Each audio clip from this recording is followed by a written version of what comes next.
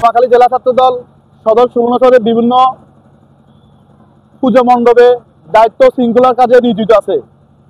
পূজা মণ্ডলে আপনার ভিড়ের কারণে মানুষের দীর্ঘ যানজটের সমস্যার কারণে অনেক মানুষ, সাধারণ মানুষ ভোগান্তি প্রভাবিত হয়। এই কারণে আমাদের ছাত্রদল যানজট নিরসনের কাজ করতেছে এবং কি পূজা মণ্ডপে আপনার শান্তি শৃঙ্খলা রক্ষার কাজে ছাত্রদল কাজ করে যাচ্ছে।